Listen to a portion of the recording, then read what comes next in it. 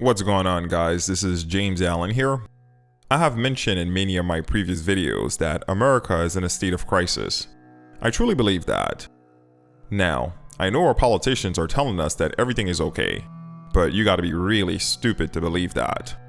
Those of you who doubt me can watch my episode on a debt clock or Chris Hedges if you want a preview of how bad it's gonna get. Now, because of this situation we're in, I know a lot of people are looking for safe areas they can escape to if the grid ever goes down. By grid going down, I refer to an instance where there's a natural disaster, a major food shortage, or a hyperinflationary situation where the dollar is utterly worthless and millions of people find themselves financially wiped out overnight. You can imagine that things will get pretty ugly and chaotic in major cities like New York or San Francisco.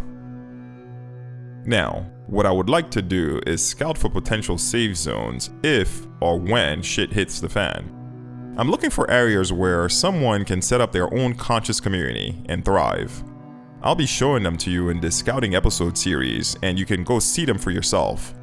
Now, the potential safe zone does not have to be completely bare, although I'm open to that as well. However, it can be just a small town with potential. By potential, I mean it's near a fresh body of water, there's land that can be farmed, and the people in the nearby communities are friendly. No racist, religious quackery, or political ideologues. Another thing worth considering is how far is the area from the closest grid. If you want to set up a new conscious community, it needs to feed off a nearby city or town before it has legs to stand on its own. I've talked about the 4 stages of a city in another video for those of you who are interested in this logistical stuff. So far, I've found one area with good potential. It's called Duluth. I'll be sharing with you my intel on it in this episode, but be sure to post your thoughts in the comment section if you know more. Anyway, let's begin. Duluth is a port city in Minnesota. It is located on Lake Superior and is a hub for cargo shipping.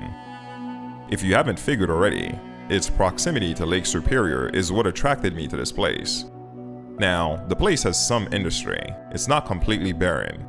Commodities shipped from the port of Duluth includes coal, iron ore, grain, limestone, cement, salt, wood pulp, steel coil, and wind turbine components. So lots of mining, as you can tell. Healthcare is also a big industry here. They recently built a brand new hospital called Essentia.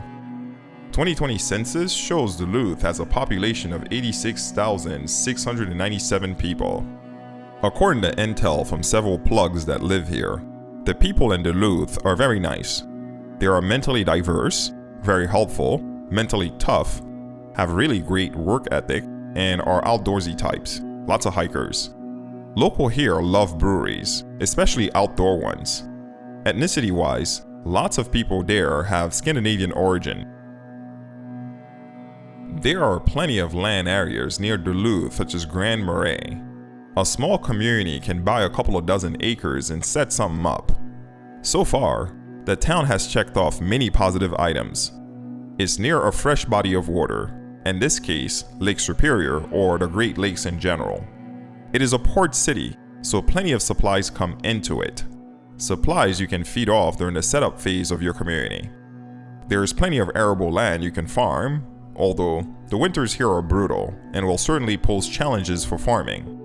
And lastly, we'll cover a few spots you may want to visit if you do choose to come here and scout Duluth. First is Anger Tower, an 80-foot observation tower that is a landmark in the area. It's actually free to visit. Many people even come here to get married. Second is Canal Park, a downtown tourist area that runs right across the lake. Be sure to check out Fidgers, an old-school strip mall with an underground dungeon and haunted hotel. As for food, Brewhouse has some really good beers and burgers. Go to Blackwood's Grill and Bar if you want a fancy dinner, however. For those of you who are hikers, check out Bean and Bear Hike near the Bean and Bear Twin Lakes. I hear it's pretty cool. I posted all these locations on a Cityscape app, by the way, so you don't need to remember them. Just download Cityscape, save the spots you want to visit, and get your stamp when you check in. I actually got a few cool stamps myself while at Duluth.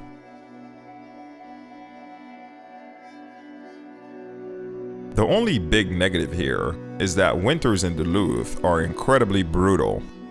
Get a solid REI jacket, snow pants, and boots. You're gonna need it for the winter. Anyone setting up shop here might also want to consider building a sauna to survive the cold. If you really have fuck you money, set up a geothermal system to keep every home and facility nicely warmed. The brutal winters here is certainly a negative, but it can also be useful as a form of deterrence if things get really bad. If America fractures, which I suspect it will, vigilantes will roam around looking for small towns to pillage.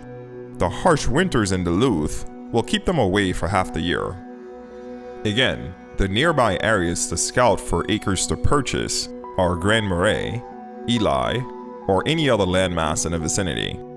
A drone reconnaissance, along with Zillow searches, will give you plenty of cues as to where to buy. That's it for this episode, guys. Do you know another potential safe zone I should scout and do an episode on? If so, share it in the comment section. Be sure to download the Cityscape app to save locations you want to visit and collect stamps in your journey. I'm building my own conscious community as well, and I'm looking for people with all sorts of skills to join the Scout community. Send me an email or join our Discord if interested. See you next time.